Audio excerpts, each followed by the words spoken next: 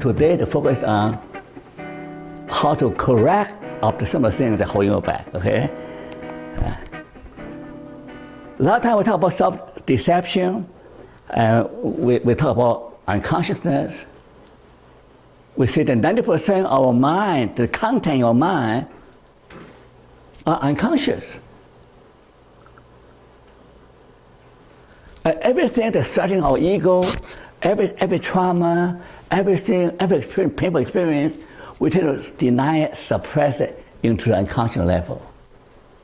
Now, some people say, well, you can forget about your past. You can forget about your past trauma. You just focus on the present. That makes sense, focus on the present. You can focus on the positive, what makes you happy, what makes you feel good, just pursuing those things make you calm. But the truth is, you can try to forget about it, but your personal demon will not let you go. That's a problem, right? You can pretend they don't exist, but they do exist. They do come out to haunt you. They do come out to trip you. They do come out to hinder you. For example, if you have childhood attachment problem, your mother's uncaring, your mother's absent, your father's absent, you grow up as an orphan, nobody cares for you. You never feel secure in this world. As a baby, as a child in childhood. This attachment problem occurs when you were an infant. But this attachment problem will interfere with your adult relationship. Okay? For example, if you are insecure, anxious in relationship, and then when you go dating, on dating circuit, I don't know how many people on a dating circuit, eh? And you can scare the other person away by your anxiousness, by your intensity. You become too strong. you may cling to, you may become too clingy and drive the guy away. Right? You cannot be relaxed, but you're so anxious, right? You're afraid of losing the guy, and it backfire. The guy said, well, don't call me, I call you. But I will hear from him again. And so I can give all kinds of examples. If you do not recognize your inner demon, your inner demon will drive other people crazy. Literally drive other people crazy. And you don't know why people avoid you, people do not like to make friends with you, because they cannot handle you. You're too negative.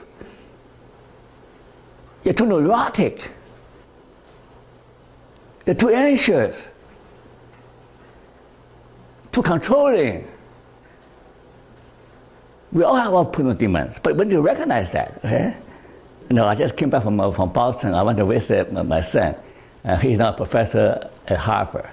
But when she was young, or 3 or 4 years old, her favorite game is dress up like Superman. So play Superman with me. So he had a cape, he had a uniform. Now, he still loved to play, but now he's older now. He knows how tough life is.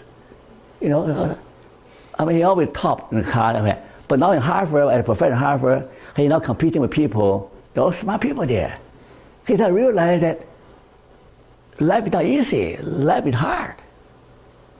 You don't compete at that level. You don't always win. You realize that he's no longer Superman anymore, right? But sooner or later, we have a dosage of reality. That it doesn't matter how you see yourself, okay? Doesn't matter how you see it. But how you see yourself determines how other people treat you. Okay? Fair enough, right? If you think yourself is nothing, Other people treat you as nothing. But you tell everybody that I'm nothing, right? If you think yourself is everything, okay, when in fact you're nothing, okay?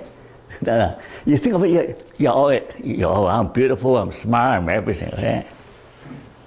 In reality, but other people can see through you, you're just an empty suit. You're just nothing but your makeups. Strip away all your makeups, strip away your nice clothing, you don't have much to offer. So you really need to have a sense who you really are. So you don't have to pretend, right? I mean, you feel comfortable with that. Right? You're comfortable with who you are, with your limitation, with your strengths. Okay? So it's important that you know who you are. That you can always feel comfortable anywhere you go, right? Yeah. Now, what the problem with this guy here, the middle guy?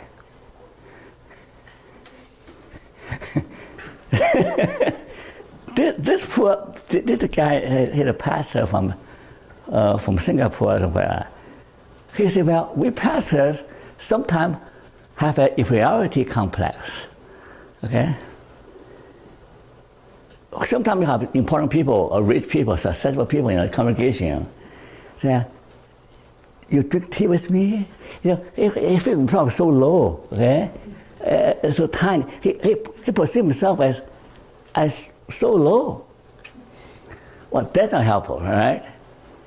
You're a pastor, you may not have the degrees, the money that some congregations have, but you don't have to think that you're so low, right? Oh, Frank here is a pastor. I mean, you don't think that way, right? I'm not a pastor. Not a pastor, yeah? No. So I used to be a pastor, okay? But because when I was in California, I was helping out with the church. The congregation is full of PhDs and doctors. They're also very arrogant, It can be very intimidating, right? So you don't have to perceive yourself as so tiny. Low self-esteem is like driving through life with handbrake on. So you have a self-esteem problem. You are going through life with a handicap. Why am I saying that? You're handicapping yourself. I'm not good enough. The opportunity presented themselves. Maybe I'm not good enough. I don't have the confidence. The opportunity passed. But how many times you can miss the opportunities simply because you do not have the confidence you need? How do you know you cannot do it? Say,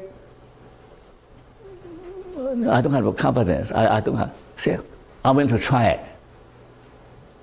I'm willing to try it, okay? And that's how you grow. You stretch yourself. You reach higher than your grip. And then you grow. If you handicap yourself, say, I can't do it. Ask somebody else. Ask somebody else who are better qualified than I am. You shortchange yourself. You handicap yourself. Now, those are when someone writes a little bit, okay, about the best way to deal with unconscious problem is try to make unconscious conscious. Okay? If you can make your unconscious problem conscious, I know that's the problem. This is the problem. Why I keep on going after a beautiful man? Why I'm like this? If you're able to articulate the problem that's been hidden inside you, you're able to articulate your hidden pain, your hidden memories. You're able to bring them open to the conscious level, you're better able to deal with it, okay? And now we also need to recognize the duality of human nature. Now this is the important part. If I ask you, who are you? What are you? Some people, some scientists, in fact, the standard theory of the scientific community is human beings are nothing but animals. You hear that before? You are nothing but an animal. You are no different from chimpanzee or dogs or cats. Your DNA is about so similar, and 90% similar. Human beings are nothing but animals. Well, I'm okay? Oh, you just checking the time. 5 minutes, okay. But I'm saying that if you believe that way, you will behave that way. In fact, you'll behave worse than animals. Only human beings can commit such atrocity against other human beings. On the other hand, you say, I believe that human beings are unique. They are created after God's image. They have Buddha nature in them, or they have a divine spark in them. You behave differently. You have a lofty view. You have a lofty view about human potentiality, that you are more than an animal. You're more than an animal. Then you carry yourself differently, right? That human dignity to your life. You don't stoop so low, live like an animal, regardless of circumstances. You can carry yourself with dignity, that you're a spiritual being. Okay? So here in the chart, say lower self, higher self. Lower self, the Bible talks about carnal self, or a natural self.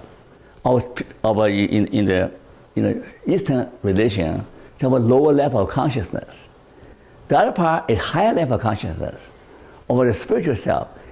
You can see there are many differences. If we ignore the spiritual self, only focus on what is carnal, what is natural in you, you'll be overlapped as a me, competition, resentment, pride, materialism, egotism. You'll be a very selfish person, and a very miserable person. On the other hand, if you recognize your spiritual nature and you develop a spiritual nature, then you're more concerned about we rather than just me. You're more concerned with cooperation, forgiveness, humility, spiritualism, and altruism. So there are many other differences. Okay. Oh, I have to stop right now. I will thank you for attention, and I'll continue to summarize. Okay. Don't forget, you are more than an animal. Okay. You are a human being, with spirituality, with all the noble characteristics. Thank you for your attention. Bye.